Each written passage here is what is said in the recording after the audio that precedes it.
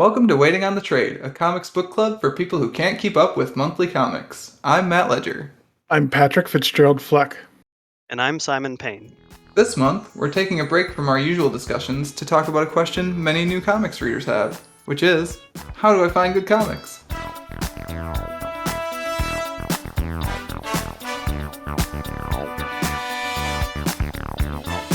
Alright, Simon, welcome back to the podcast. Always great to have you. So you sent us an email, I think it was late last year or early this year, with an idea for an episode. Is this episode? This very episode. This very episode we are recording right now. I just spam you with other ideas and you ignore them, but you decided to do this one. episode. No, you had this idea. It's a very good idea. Because right before he was about to click the delete button, he's like, oh, wait. Wait a minute, there's something to this how do I find good comics idea. No, I think because we are a podcast that bounces around from book to book so much, and some of our hosts are even like quote unquote comics novices, and I'm sure like some of our listeners must be as well because people just kind of dip in and out, I would imagine. We need to get a listener poll out there, figure out what the user behavior of the listener audience is. We would have to get responses from listeners. Though. I know. But I imagine that it's a thing that our like co-host audience would benefit from. Sure. At least some of them. And B, our listener audience would benefit from of how do we and or they think about books that they should read, find them, and acquire them. Because finding them and acquiring them is different, right? Like you can find a recommendation for a good book online, but if you have nowhere to get it from, like you're still pretty out of luck. Right. I would say that if we're focusing on trades, graphic novels like omnibuses. What is that? Omnibuses? I Like think it's Omnibi. Omnibi. It's easier to find those things than searching down individual comics of a run that could have years worth of issues, So even if they're out of print, it's still easier to find a collected, volume of multiple comics than those individual paper. Right, because it's one thing to say Spider-Man is really good as opposed to the Clone Saga is really good of Spider-Man. That's two separate things, right? Yes, and one of them is good and one of them is not. Right. Exactly. But if someone just picked up a random issue of the Clone Saga, they could say, why do people like Spider-Man so much? Right. So, although, as a child of the 90s, I did pick up random issues of the Clone Saga, and I'm still here, so... There you go. Any comic could be someone's first, and it turns out okay. Your taste in comics will grow with you, so don't it feel will like evolve. You don't need to find like the absolute best, because best is subjective. So don't worry about it too that much. Though, because still ride or die for Ben Reilly. So there you go. But yeah, I mean, Comixology has made it a little easier to do like single issue runs from the past, but even then, there's stuff that's just like straight up missing here and there. So it is much easier to track down on this show. Yes, a random Green Lantern trade I had from when I was a child. I thought for sure that would be on there too, and just like it's just whiffed on. Like it's a Brian K. Vaughan comic. Like that's true. Wild to me. Anyways, we're tangenting a little bit. We're also going to focus on trades and graphic novels because it is the focus of the podcast. We may veer off a little bit into talking about like webcomic stuff, and even before we started recording, we started talking about the wide world of Substack comics. So we'll see how we go. But for the most part, we're going to be talking about resources you can use to find and acquire graphic novels and trade paperbacks. Yes. So, shall we? I guess so. Simon, what was your impetus for wanting to do this episode? I guess is it a thing where you're looking for these resources yourself, or did you just think it'd be good to compile them all in one place for other people? Yeah, it's a little bit of both because, as you mentioned, I've been on the show a handful of times. I enjoy comics quite a bit, but there's just so much out there. There's including pulp and things like that. There's like 100 years of comics basically, and even if you have it as your main hobby, there's so much more to discover. And I think having a compilation of a strategy in mind and some resources available can be helpful for brand new people to comics and people that have been in it for a while and maybe want to try something new. Um, so yeah, I was thinking like you said, what defines a good comic, or at least a comic that you might be interested in. So this could be somebody that's at a store and you've heard about comics or heard certain characters and just want to pull a trade off the shelf. And like, what are you looking for in that trade? Like, what are the markers for a good or at least interesting comic from that aspect? Okay. Yeah, I think we can do that in this detailed discussion we're about to have. This is definitely going to be a podcast episode that has show notes. So if you hear us talk about like a specific website or like a person on Twitter or something like that, and you're like, "Oh, I want to go check that out because that sounds like it'd be a good resource," it'll probably be in the show notes for this episode. Because just looking at my actual like Google Drive notes I wrote up for this one, there's like 20 different links already, and that's before we even start talking. So this is gonna be a big old text document when it goes up on the website. And that's part of it. Like, if it's so daunting to look at least having somewhere to start is useful for anybody. Yeah, absolutely. And I think the resources we discuss here will be good for people who are looking for roughly any kind of comic. Some of them will be a little bit more superhero skewed just because, like, that's some of the stuff I like. But it's definitely going to be also stuff that's more indie, maybe a little bit of manga here and there, like a little bit more like Euro comics than American comics. Like, some of the resources we'll touch on will definitely get far afield from the typical, like, Batman, Spider-Man, Justice League, Avengers fare. So we should have something for everyone here by the end of this discussion. That's the goal. Yeah. Pat, what are you hoping to get out of this thing? I just want to spend some time with my friends, you know? That's fair. The only way you can rope us into this. It's so good to hear your voices, you guys. He's not wrong. No, I have the same goals that you guys do, and both of your notes were very extensive and hit on most of the things that I would have contributed. So I will jump in on with my little bits here and there, but I think I'm good just being the sounding board that we bounce stuff off of. Okay, cool. Sounds good. I think with that, the first thing I would get into, because it's the number one way that I find and hear about good comics at this point, is just different comic book related websites. These are websites that like write up reviews, or they write up recommendations, or they're just like posting about new comics or old comics, or like all sorts of comics from, like I said, every sort of genre, like superhero to Euro to mystery to crime to webcomics to manga to whatever. Comics are so weird because you have to differentiate between like genre and style at the same time, and like genre and style are so fluid when people are talking about comics. Anyways, that's Like another any other tangent. medium. Like, it's just like, how do you find good music and then have a whole podcast on that? Or like Yep. TV. And it's just like, okay, well, what do you want and what are you looking for? What do you already I have like? no idea how anyone finds good music. I have no idea. My music knowledge is so stunted. It's ridiculous. Just go on Spotify and you hit this is what it thinks I like. Oh boy. Yeah. If we had a podcast about that, it'd be real bad. But this is what I could do. So I have a handful of comics websites that I go to semi regularly, and they talk about either good new comics, good old comics, or like reading orders for comics that have come out in the past. So if you're looking for superhero stuff specifically, there's a website called Comic Book Herald that does a bunch of really good like reading orders for specific characters and eras. Like we were talking, I think recently, Pat, about like all new Marvel Now or whatever, right? Like that Yeah. like bullshit marketing initiative. But like they have an all new Marvel Now reading order. That's like if you want to just jump in at like at that point in Marvel history, you go in, you read the first book, you read the second book, like this is what you would read if you wanted to just like catch up on Marvel starting from all new Marvel Now. And they have stuff like that for specific characters. So they have like a recommended Superman reading order, Batman reading order, that sort of thing.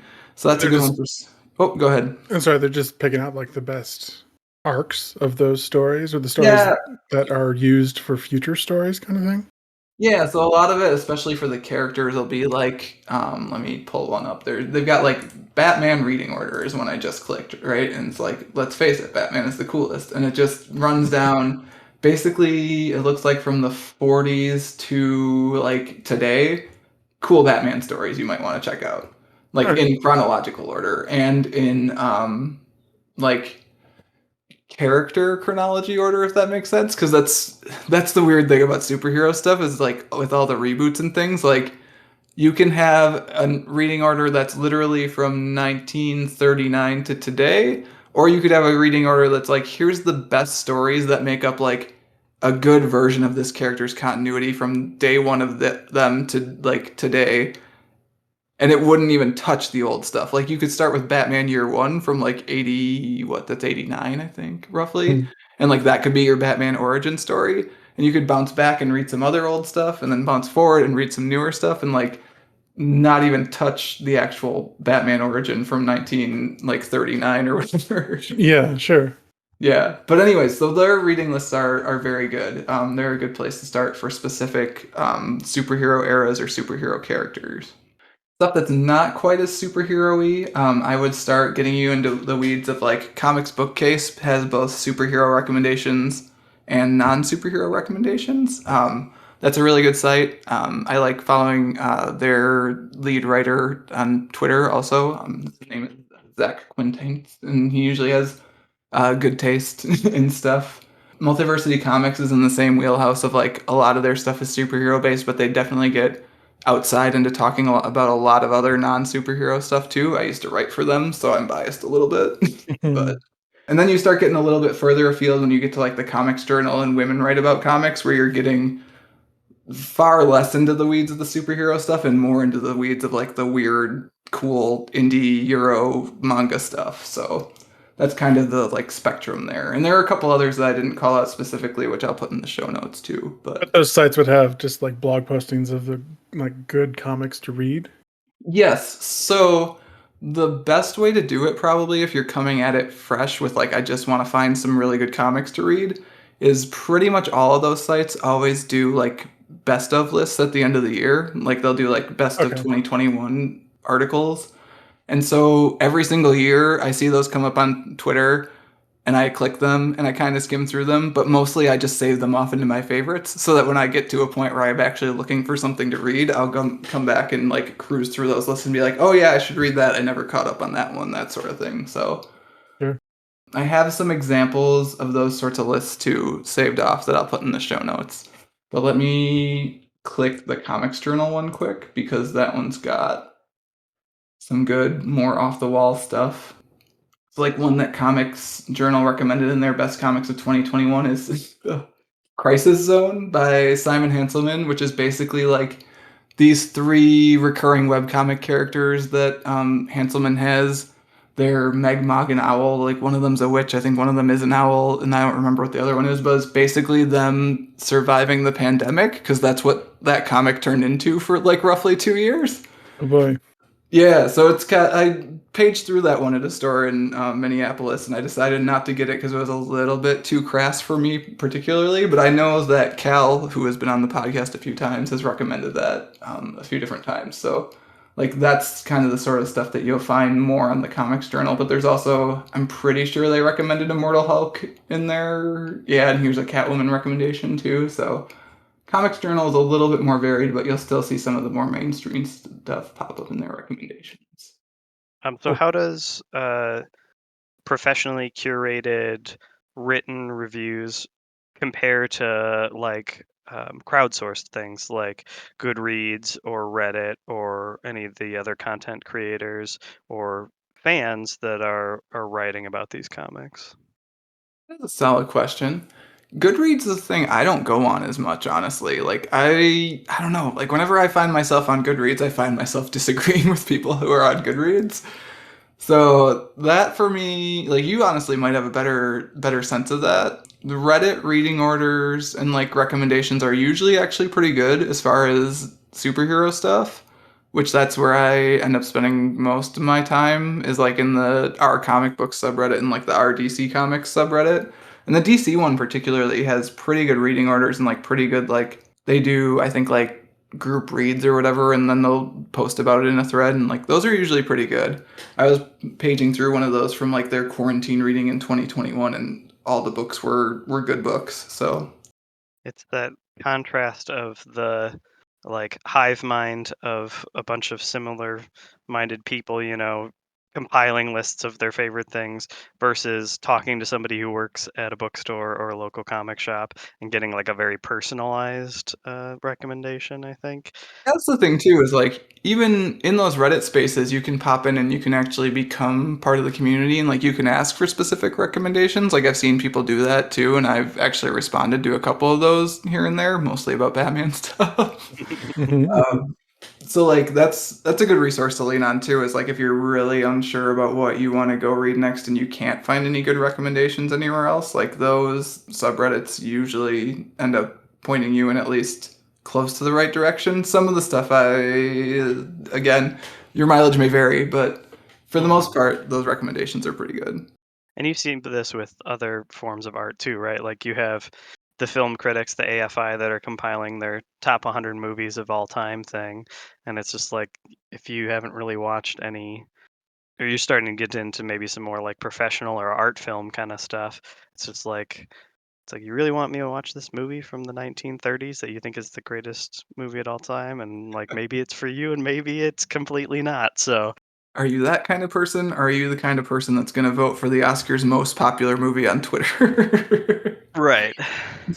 Yeah. Yeah, I mean that's kind of the cool bit about I don't know, there's a weird like discussion that's been going around comics Twitter and whatever for a while of like the comics blogosphere is dying or whatever. I think that's bullshit. There's a lot of really good websites out there recommending stuff and there's like a good diversity of websites too to where the best of lists from different websites will look similar-ish. Like if something's really good, it's probably going to end up on a lot of best of lists. Makes Mhm. sense, right? But like there's enough of a difference in like scope and what they're paying attention to that you'll get different lists on different sites, especially because most of those best of lists are kind of crowdsourced because they're crowdsourced from the writers for the different sites too. Right. Mm. So that usually gives you like a pretty strong showing of different stuff if you're going through like a handful of different end of year best of lists.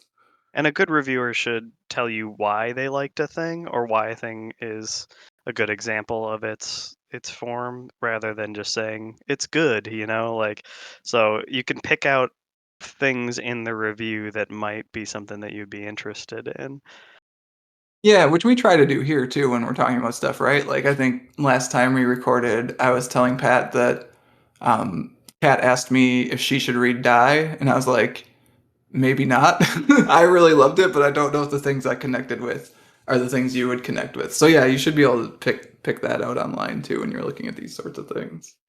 Yeah, I guess did you guys have any other like online resources you wanted to discuss before we get into some of the more I guess close to home slash IRL resources you can lean on? I mean, mine are pretty similar to what you were just talking about. I like to do the whole must-read graphic novels. Every once in a while, I type it into Google and see what kind of lists people are throwing together to see. Oh yeah, I've read that. Been meaning to read that. Ooh, what is this? I have no interest in that. And just go down it, just take a look. I think Mhm. NPR actually did a great big compilation of a bunch of graphic novels of different genres. I think in like 2017. I say I remember that being semi-recent, but semi-recent could be anything at this point because my What is brain time? just expresses time. Yeah. Yeah, NPR. 2017, I've got it. It's a really, really good list of mostly great graphic novels, from what I can tell. I will And pop I've that definitely in. used that a couple times to figure out recommendations. So yeah, take a gander at that, I would say. And I'm a sucker for, those like flow charts that people put together, Oh yeah, if you like this, then you'll like like this, you go to this, you want this, you follow that down there. I love those. So if I find what one do of you those think of on Reddit, I Superman? always do. Yeah. Hate him. Okay, go to this one. I I just started scrolling that NPR list, and it's just like, okay, banger, banger, banger, banger, banger. Like nothing is bad so far. It's a really good list. Yeah. Everything's good. I've heard people have mixed reviews on Jimmy Corrigan, I think. So that's the first one I've come to that like Yeah. I couldn't straight up recommend. Yeah, we'll definitely put that one in the show notes. That's a good list. But yeah, honestly, I think my biggest source outside the internet, I'm just going to jump it in here because why not?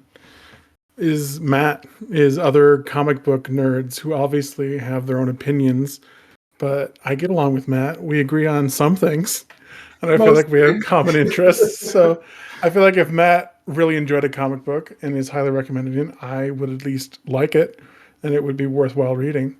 So I would recommend getting nerdy friends. Just gather them around you and So ask them, hey, what do you like to read? two things on that. First one is my How me dare is you? Cal. So for me, Cal, who has brought us like a bunch of good books for the podcast and like Yeah. always sends me good comics, like is the person whose taste I lean on. And like he's on Twitter. He doesn't want you to know he's on Twitter, but like you could get at Cal if you need more books. Random people asking, hey, what should I be reading? He'd love that. He'd be really into it. Second point is like at this point, having discussed a handful of comics, at least with pretty much everyone who's been on the podcast, I feel like I can read the room fairly well. To the where what we might do one season, honestly, is that I just pick all the books What, you because I haven't want to been like. doing that? No, I haven't. Everyone's been picking the books. You haven't been picking the books, but I I haven't been haven't. picking them either. I've asked Matt for recommendations on things, and they've ended up on this show, or at least a direction to go in. So Yeah. Yeah.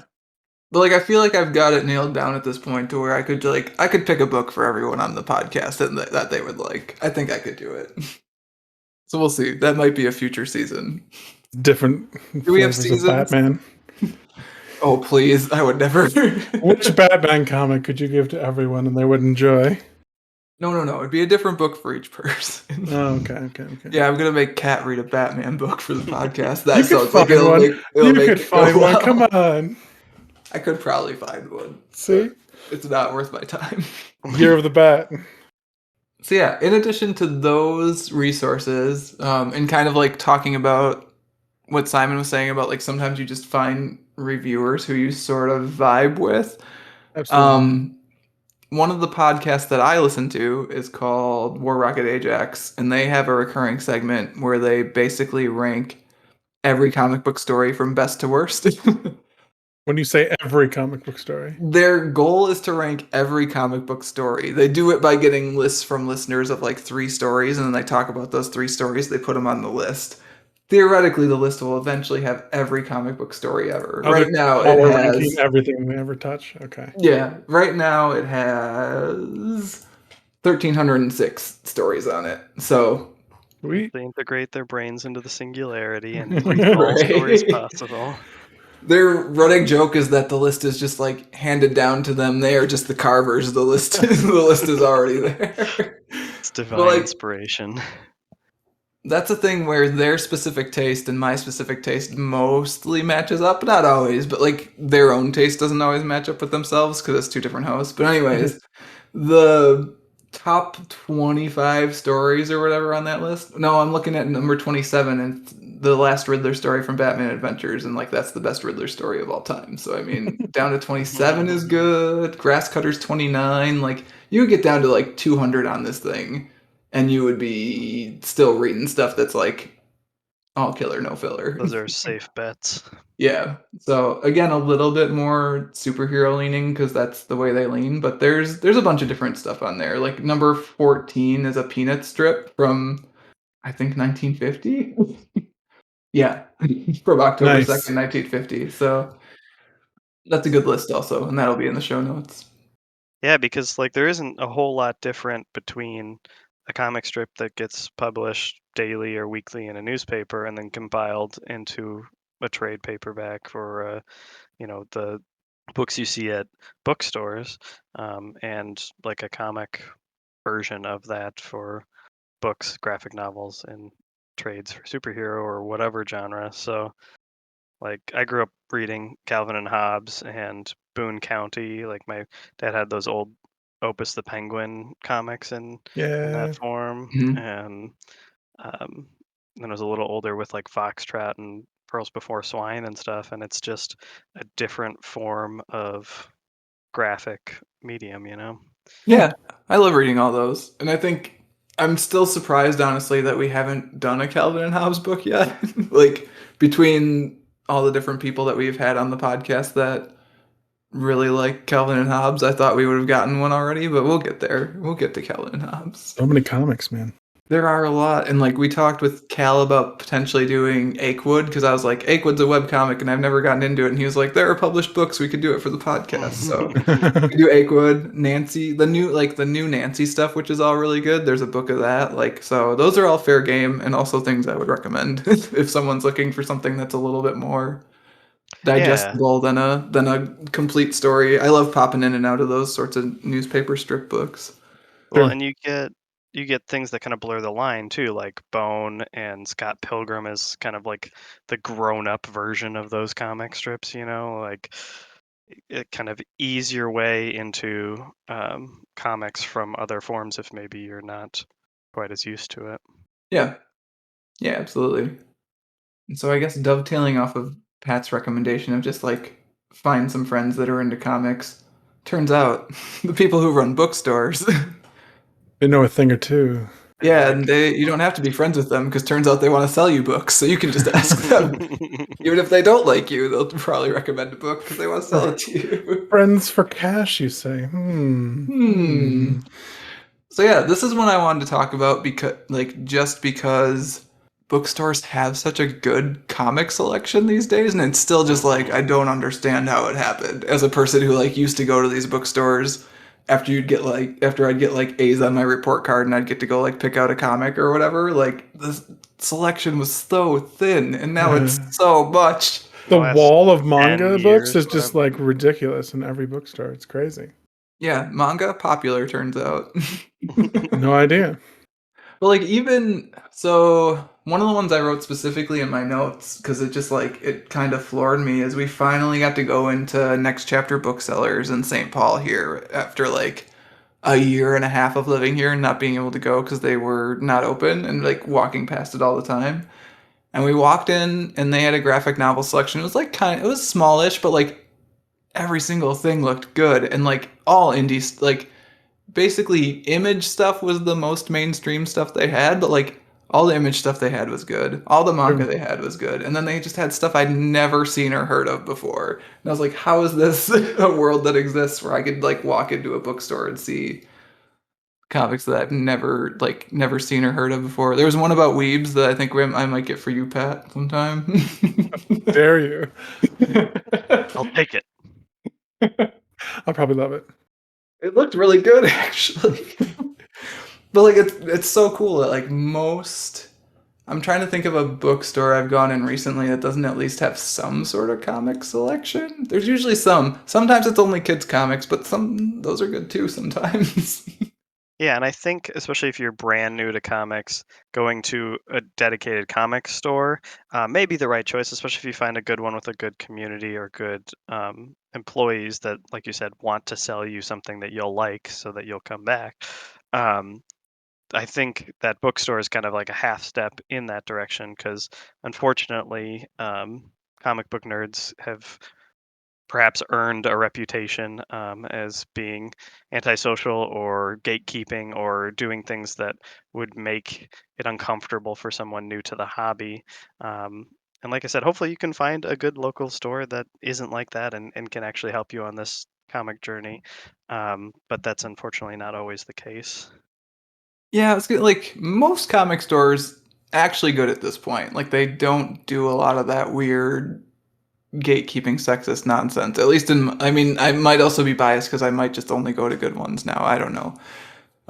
My rule of thumb is the more window space a comic store has, the better it's probably going to be. Yes. Just the more light can penetrate it. Natural light. Yeah. The Yes. neckbeards hide in the shadows. Is that what you're saying? I don't know, man. But like the reason I didn't really put comic stores on the list, which I probably should. But comic stores to me, especially if you get one that's not well organized, or if you get one that's like more focused on single issues and back issues and stuff than it is like trade paperbacks and graphic novels, like Hmm. comic stores can be a bit overwhelming. Yeah. Which is why I think I would start you at like your bookstore, but like if you find a good comic shop, definitely do that. It's your intermediate to advanced comic fandom phase.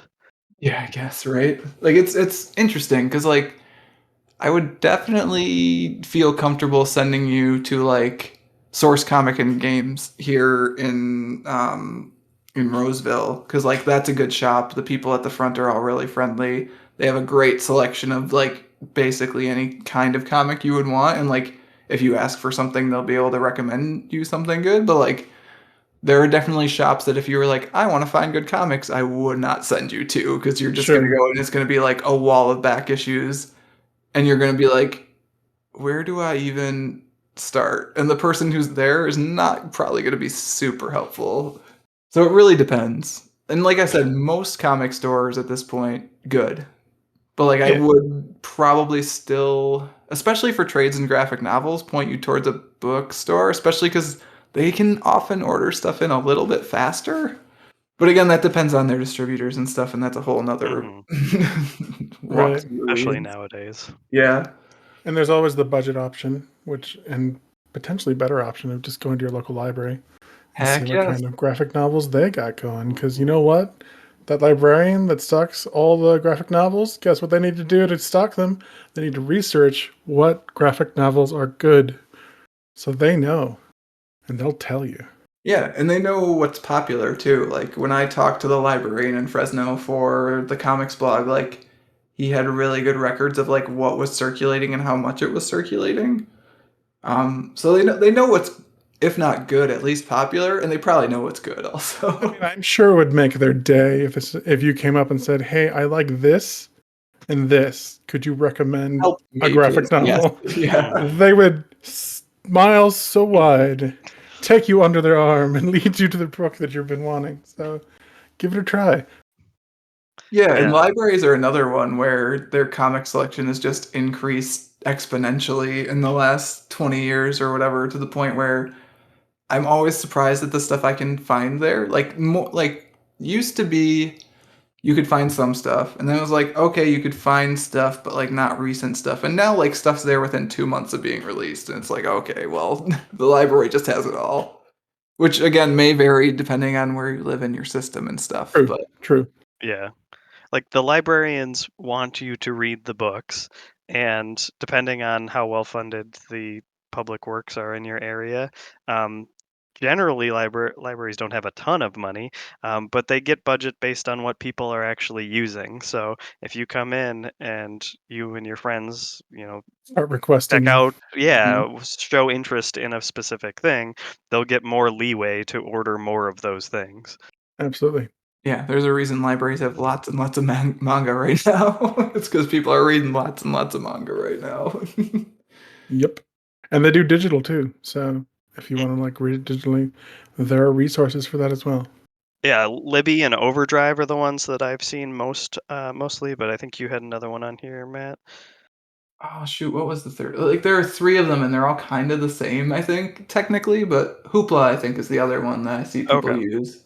Yeah, but I've used Libby in the past and I've enjoyed that. Like, oh, it's so nice to be able to just like go check out 5 graphic novels from the library, bring your Chromebook on a plane and just like read 5 graphic novels on a plane because otherwise comics are a pain in the butt to bring with you and read because you go through them so quickly.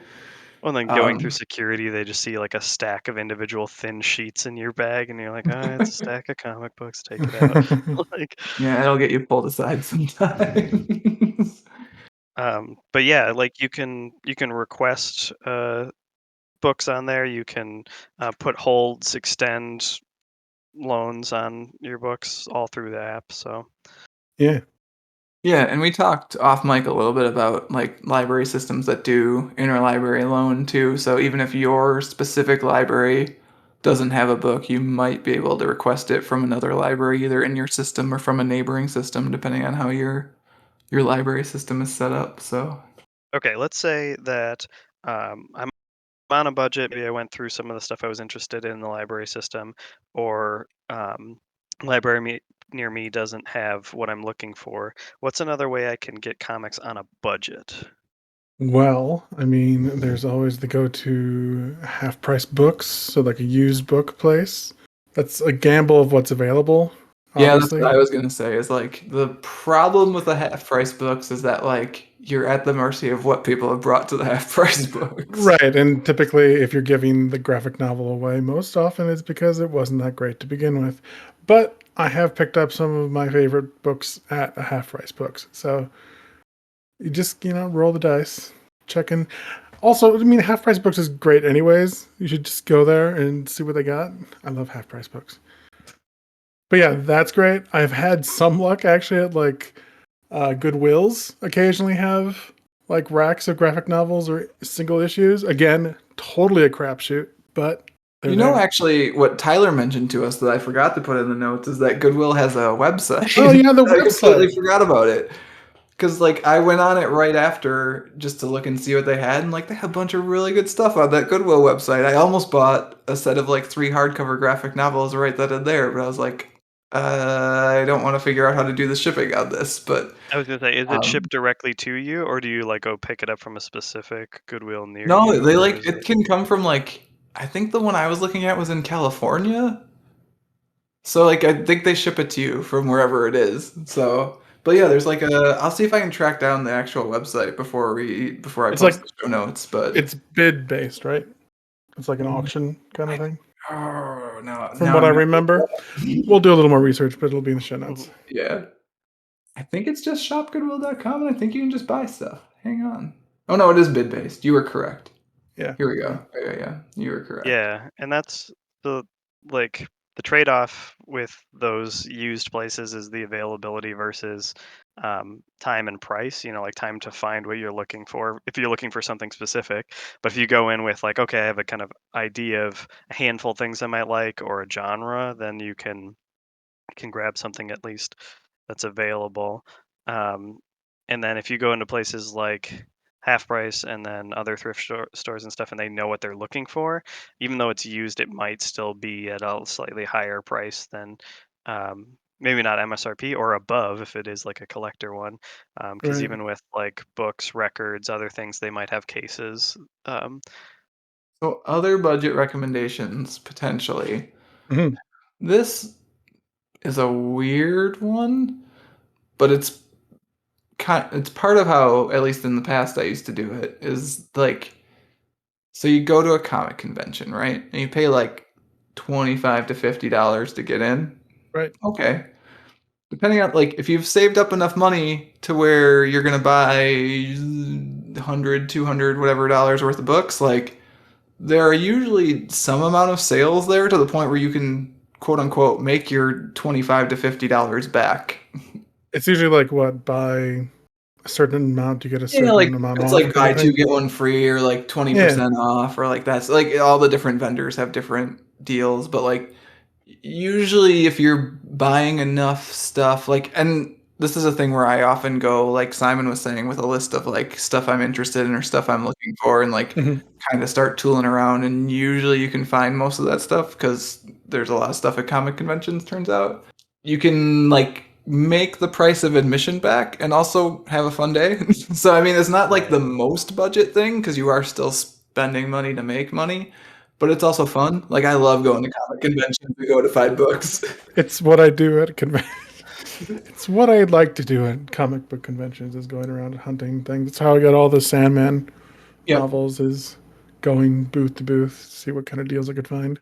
Yeah, the last one we went to, like my mission was I was going to pick up all those Matt Fraction, David Aha, Hawkeye books that are the inspiration for the Uh, Disney Plus series. So Good luck now with the show um, out. they just did an omnibus actually, an Oh, They really? probably omnibuy. re-released them. Mhm. Yeah. But those vendors usually, like other means of buying comics, want you to buy their stuff. So they're usually in some kind of order, if not fully alphabetical, at least Oh, category. that's So, hit or miss, well, actually, sir. So, for like, in single issues, the maybe not so, but at least Well, novels not so much. no, It's even usually a really graphic grab okay. novels, bag. like, it goes in descending order of, like, the Popularity. best deals are the worst organized, and the, like, worst deals are the best That's fair. You're gonna be organized. standing going through boxes of graphic novels Like, to if you find want what to you want. go and get, like, 8 $5 trades, like, more power to you, but you're gonna be flipping through some boxes looking for the good stuff. Right. Me, Yeah, I I'm guess gonna like get the 10% specific off of stuff. my trades that are on the right order on the right shelf. And it's also sort of a crapshoot whether or not the vendor themselves know anything about comic books to begin with. True. It just depends. But Yeah. I mean, I had people that are very nice to talk to, and I've had like, again, like, it's a convention, they're busy, they're trying to make money. Like, I've had people that are just like, yeah, take a look, and then they're off to do whatever's yeah. next. So, Hmm. I know yeah. if you get there, if you start looking at places near the end of day or the last day of a multi-day convention, they're usually kind of in Mhm. a hurry to pack up. So sometimes they'll go a little easier with sales and things like that. So Yep, absolutely. Yeah, you can get some good deals on Sundays. it's like, hey, we don't want to pack all this crap up. So if we can get rid of it, it's less to haul out to the van or whatever. What's also nice about comic conventions is the big publishers, or not even the medium publishers, will sometimes have booths where they have free samples of their up and coming or more popular Yep. Hmm. comics that you can pick up for free. Take a look, see if you like it. Yeah. They seem also to be good inspiration for if you're looking to branch out because they have the writers and the artists there often. So you can go Mhm. by the artist booth and say, "Hey, I really like this person's style." Look up their name, look at what comics they've done, and then go find them in the vendors. And now you've got a whole new, path of through your hobby of comics.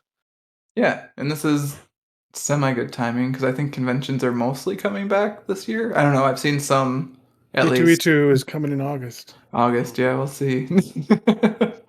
It's all kind of fuzzy math at this point, I think, but Yeah, yeah, we'll see how the rest of the year goes. yeah.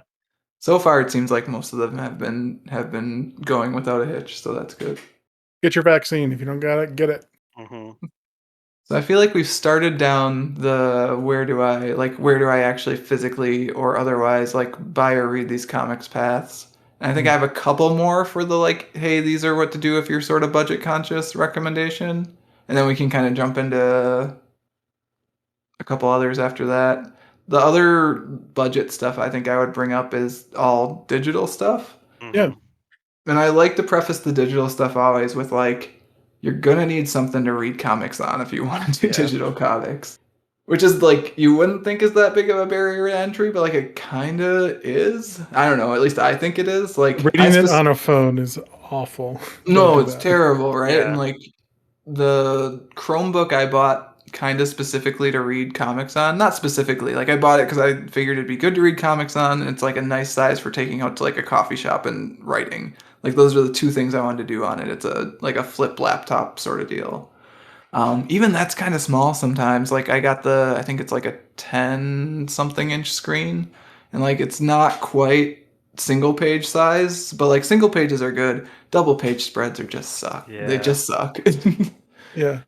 So, like, keep in mind that if you're gonna read stuff digitally, like, it's not always the best experience, and also like you're gonna need an iPad or like, uh, I is there like still a specific Kindle tablet, Pat? You might know this. I mean, like the black and white, just made for reading Kindle. I'm not Yeah, sure does about. that doesn't do comics though, I does don't it? believe so. I would have to Yeah, look it up, but I don't yeah, think it does. But but any yeah. of I those guess There's that support video, like the Fires and stuff, yeah, like they'll their do comics. Amazon's cheaper tablets are pretty. I've used I think Fire 8. It's an older one, and it's a bigger screen, and it does decent. It's slowing down now, but it does what it needs to. it does okay. All Yeah. right. So Yeah, yeah, and assuming. Oh, go ahead, Simon. I was gonna say I like the idea of digital comics, but a lot of them are hosted on browser, and I don't like reading on a laptop or a desktop for longer periods of time. And it's so Mm. much easier to pick up a tablet or something that's formatted for mobile to read for on and off than browser based stuff, unfortunately. Yeah. Yeah, and right now the other tangent. Right now the like Kindle reader for Comixology comics is basically unusable, so there's that, but they're gonna fix that apparently. So No. assuming you can overcome the hurdle and you find something good to read digital comics on, there are a few different ways that I think are like more budget conscious, especially if you want to check out a bunch of stuff. And most of them are the subscription services that different publishers and or platforms offer. You're looking for So comics per dollar. That's the way to go, I think. it is, yeah. So like Marvel and DC both have subscription services where you can read pretty much.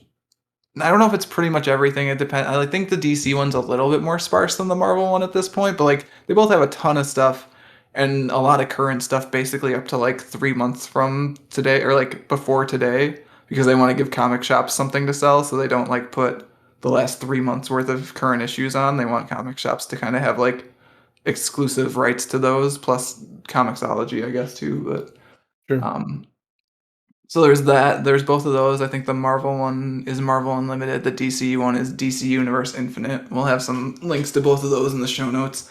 The better one probably is Comixology Unlimited, which I think Simon has, so maybe he could speak to that a little bit more. Yeah, I'm a I just buy my comics and I read them guy. I don't like subscription services, but yeah, it's something like I said, I go in fits and starts with comics. So it's just like, this month I'm super into comics. I'm going to read a bunch of them, especially through that subscription. And then I don't cancel the subscription when I'm not using it. So of course I'm just paying for it in the background, which is I don't recommend. I get you. see, that's what I would do. So And so then when I come back to it, I'm like, oh yeah, and it's the same thing with the DC and the Marvel, where like we were talking about Black Hammer, started it at Christmas time when Matt was gracious enough to gift it to me, and then um, volume one I got, two and three were on the service, and then I wanted to know how this chunk of it ends, and so four wasn't, and so I ended up paying full price digital, which is cheaper than getting a physical trade, but still more than the cost of the subscription for that month, um, just to feed my curiosity of what happens next.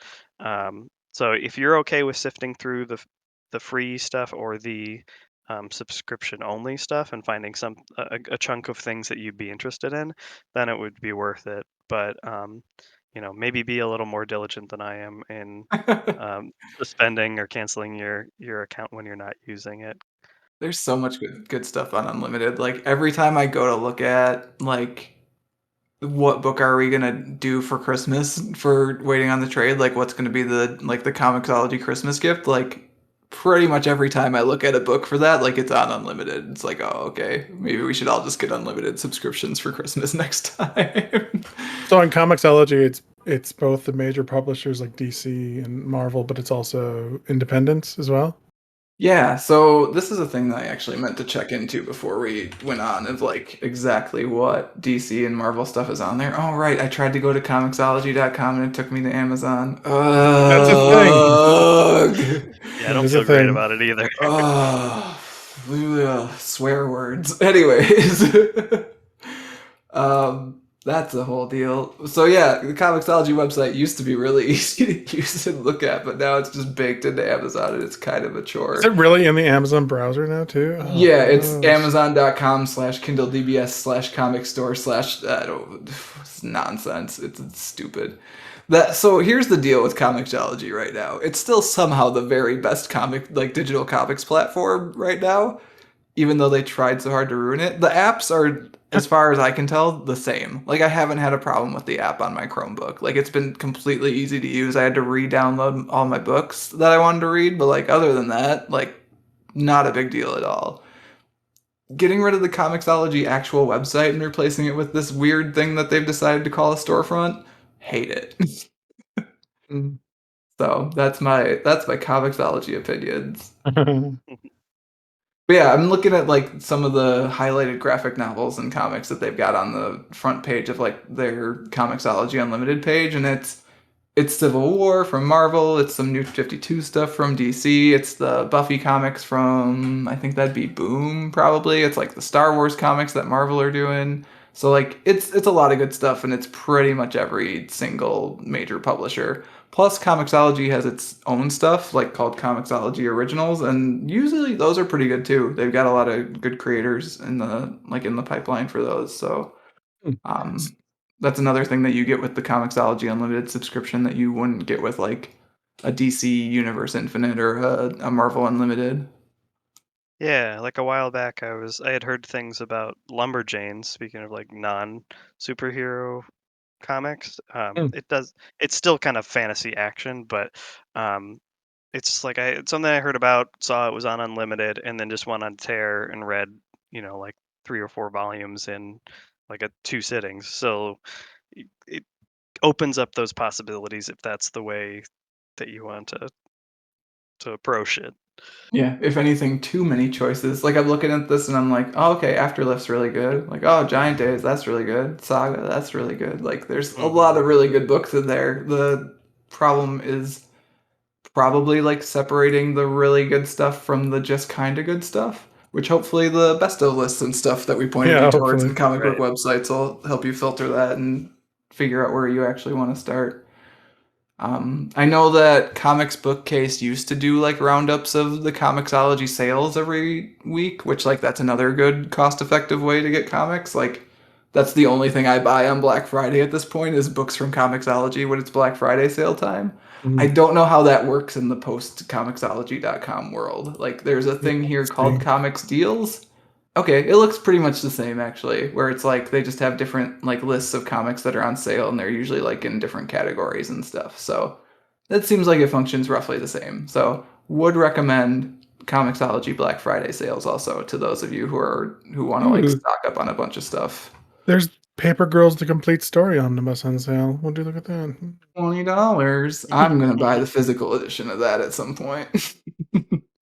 But that's the thing too that is actually, like, kinda easier online where you as a person who likes Brian K. Vaughan comics can just, like, click Brian K. Vaughan's name on Amazon now and just, like, For say, "Oh, sure. hey, there's all those Hmm. books." So, I know that's the thing that you wanted to touch on, Simon, of, like, once you get in the wheelhouse of some creators you like, you can just go down the rabbit hole of stuff that they have done, and that's an easy way to do Yeah. that.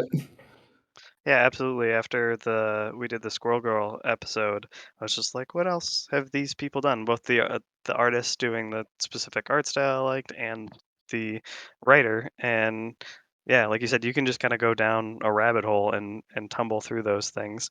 Um, it's slightly easier, like you said, with digital to follow those things, but you still have the hurdle of series and runs of those comics, because you can find things of the characters and the situations that you like, but not know what order they came out in necessarily, or if they're in a continuity that you've read before and need some catching up.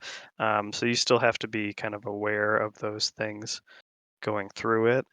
Yeah, which hopefully some of those reading order things we pointed out can help out with that a little bit. I don't know if they're gonna be able to get you through the fact that Squirrel Girl has 3 number 1 issues in 2 years. I don't know if they'll be able to do that Right. for you. And I think that's just I don't want to call it, it is kind of a problem. I'll just say it. With comics, especially for that barrier to entry, Sure. um, is Mhm. shared universes, separate universes, reboots, your new 52s, your Infinite Crises, like uh, as someone brand new to it, it can definitely be overwhelming to try to figure out, okay, which should I read? Well, is this next one of a similar name going to be the one that I haven't read yet that makes sense?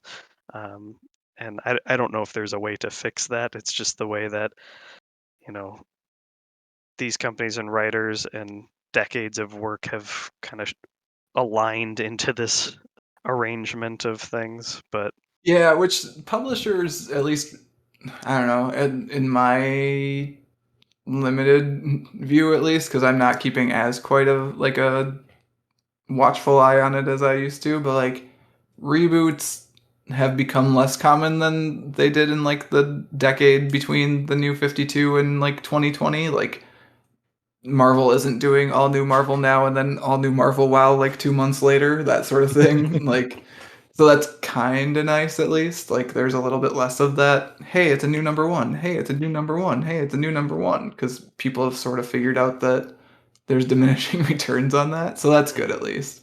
And in that situation, the internet is your friend. Like the internet will be able to sort you out if you really have that question and you want to get into it. And if you have that question and you don't want to get into it, probably just buy the book if it looks good, and you'll figure out where it fits in later. Yeah, I Yeah. mean, honestly, if you like the look of the cover and you page through and a couple of panels leap out at you, take a chance.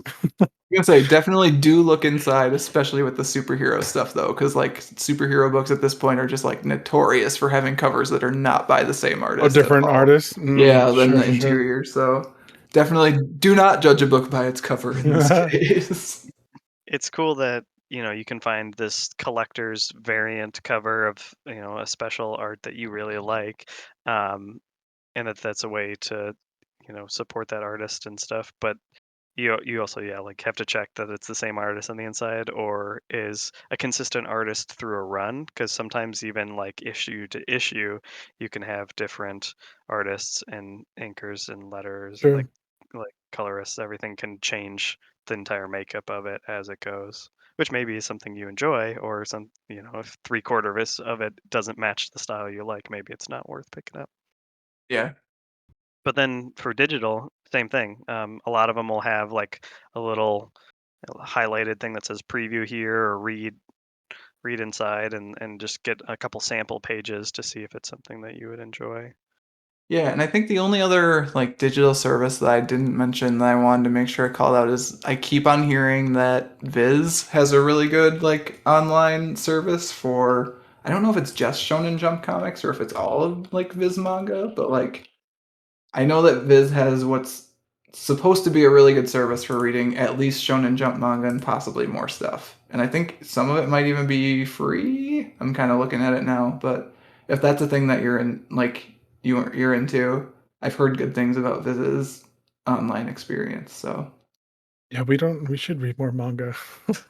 I I've know, and barely like touched it. honestly, even just like for the quote unquote SEO, which like we don't, it doesn't matter for us, but like when we do, like when I write or we do episodes about manga on the podcast, like people show up. So I don't Yeah. know, we should do more. Yeah, that's a whole other can of worms with One Piece and Dragon Ball and those that have been going on for decades. Like, yeah, good luck.